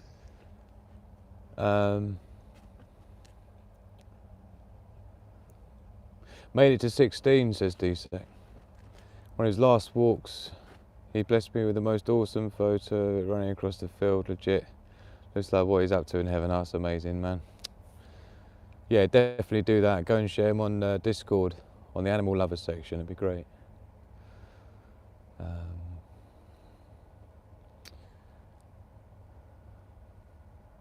1980s nightclub, like it. Do you know, I'll have to get a little mini glitter ball. Shall I do that? I reckon we should have glitter balls so we can have like bugging out in the woods party. Yeah. No one said the apocalypse had to be uncomfortable. That's the whole point of Sigma Prepper, right? Is we ain't going to be ending up around a campfire with squirrels on sticks. Which is why it says that on my homepage, sigmaprepper.com. When SHTF don't end up around campfire eating squirrels on sticks, we're going to be partying like it's 1980 with glitter balls and RGB lights. That's the plan. Well, suffice to say, the military helicopters seem to have disappeared. They've probably gone back to send in reinforcements, no doubt. But I'm going to pour another cup of tea. We'll make this the last cup of tea. Do we even know what the time is? What's the time, Kaza, or anyone in the UK? Glitter ball equals disco ball, translation. Yeah, disco ball. probably get away with it, to be honest. Like that branch back there, there's a branch back there. Subject to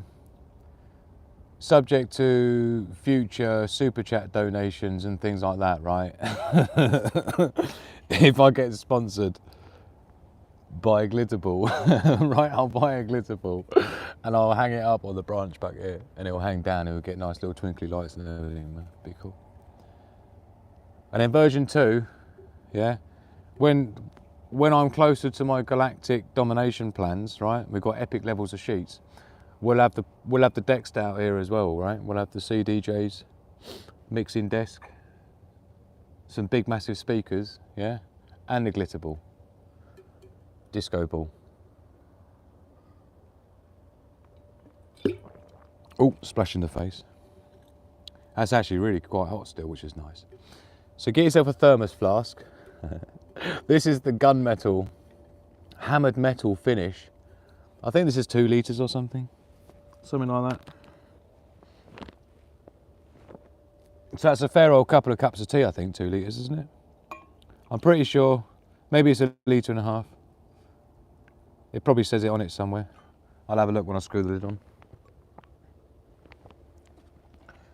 But I think that's all good for a 1.9. Does it say?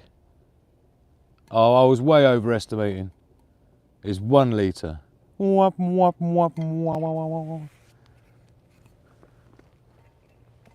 I guess 1 litre's not that much, is it? That's like 2 of my Sigma Prepper mugs, you know, the proper official merch Sigma Prepper mugs. They're like 500 millilitres, I think, half a litre. 21 ounce. Cheers, everyone. Thank you for sharing this time with me. I do appreciate it. Out in the wilderness with all the wildlife, and Hugo Bear, and the disco lights, and the foliage, and the pond, and the stream, and the military helicopters, and all you fine people. Couldn't get much better, could it, Hugo Bear? Hey?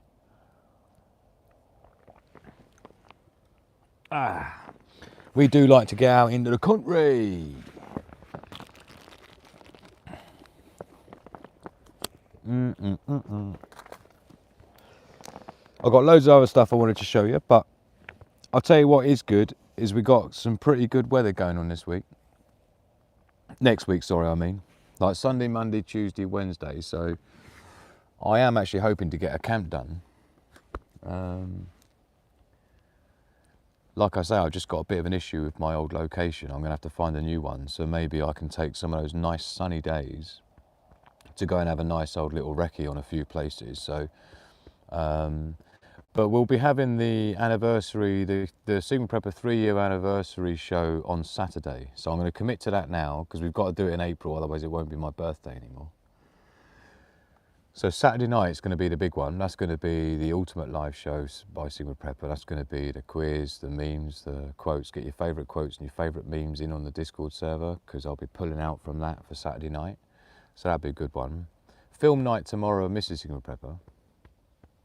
So Saturday we'll be doing the ultimate live show. Definitely show up for that. It'd be lovely to see you, support the show and say happy birthday, and you can carry on with your day. But it'll be probably the usual kind of time, 10 p.m. UK time, 5 p.m. Eastern time on Saturday.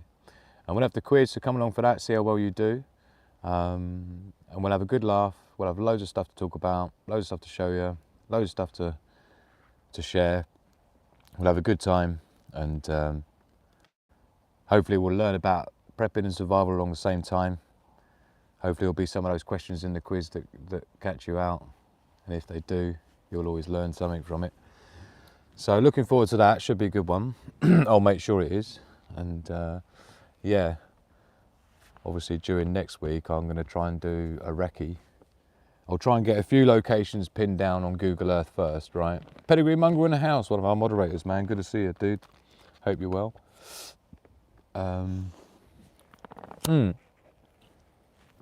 So I'll get a couple of locations pinned down on the Google Earth, and then I'll go on a bit of a recce. Will be the idea, yeah. And I'll take you guys with me so we can check it out. Come and sit down. There's a good boy. And then, oh, I can see the bottle of water. His bottle of water's rolled down there, so there's no way I'm getting that right now. Just sit down. He's getting a little bit restless, actually. So I'll definitely make this the last cup of tea. Do we know what time it is? Oh, I've got my iPad here tonight. It's 24 minutes past midnight.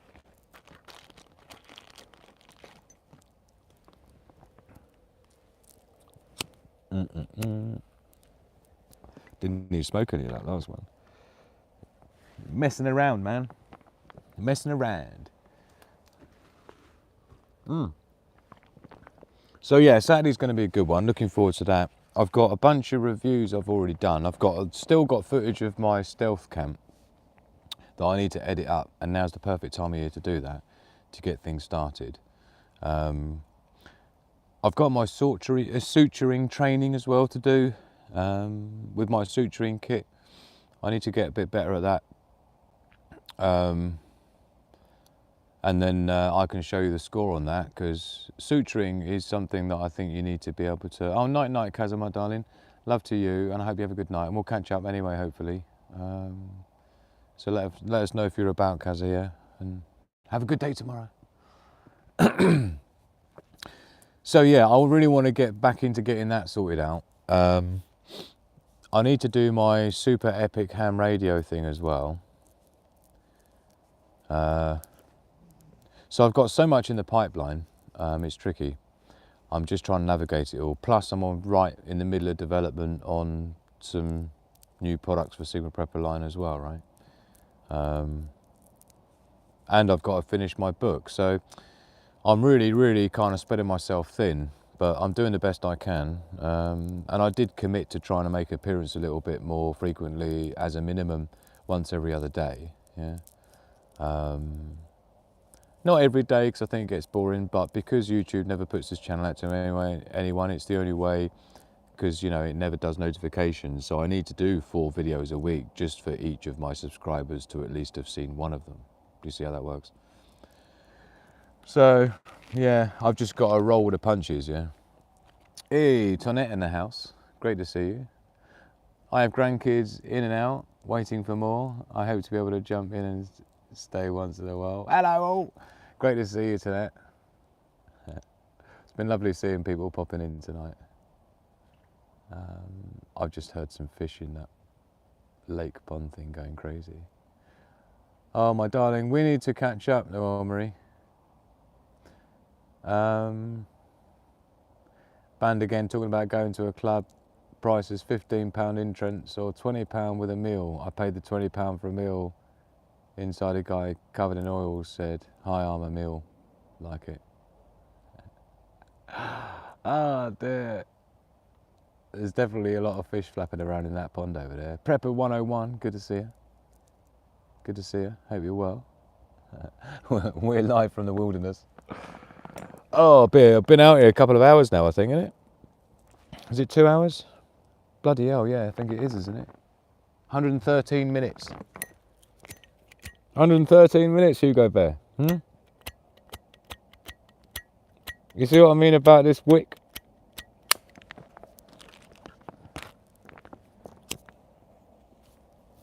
So I'm definitely going to have to put a new wick in my Zippo. If there's anyone in there that knows the trick to getting the wick exactly right, because it used to be perfect. Every strike it was first time, but I think I've got to put a new wick in. I'm a bit particular about it being one strike and it lights. It's very unusual when it doesn't, so something's happening to it. It's got plenty of fuel, as you can see, and the flint's fine. I like to have a fully functioning Zippo lighter. So I'll have to figure out what's going on with that. I've got a bunch of spare wicks in my, back in the office, yeah, I've got a whole bag of Zippo wicks. I think there's a bag of that wadding as well. It's one of them Zippo kits that you get, replacement kits. And then I bought some AliExpress version of wicks as well, and they seem fine. So I'll maybe just put a new wick in and see what happens. Wish me luck. But I'll do it when I get home. because I'm in the mood. Is it, I don't know if it was Mark Twain, was it the quote, if your job is to eat a frog, do it in the morning. If your job is to eat 2 frogs, eat the biggest first. Yeah. Have you heard that quote? Stop using unleaded petrol in your lighter. It's it's not, it's just Zippo lighter fluid. Or Ronson's or something, yeah, some cheap pound shop version of lighter fluid, yeah. But, yeah, it's definitely not a fuel problem. It's a wick problem. Although the wick kind of theoretically is part of the fuel, isn't it? And belief.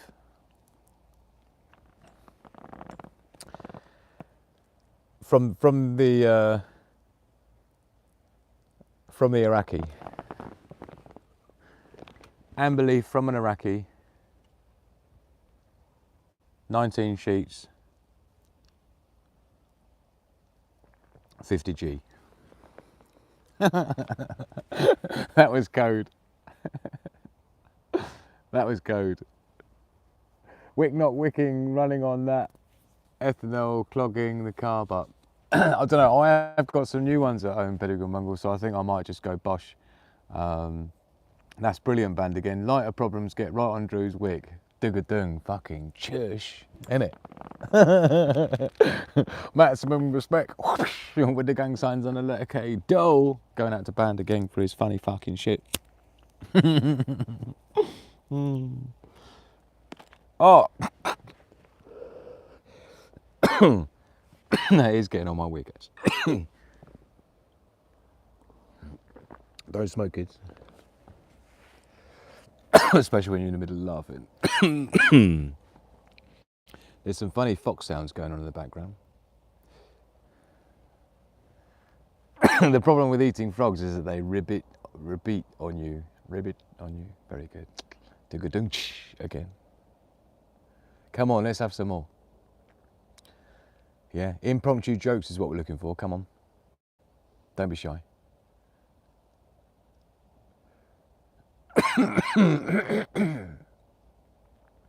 Definitely down the wrong hole that was. Sorry, I'm just scrolling through the chat.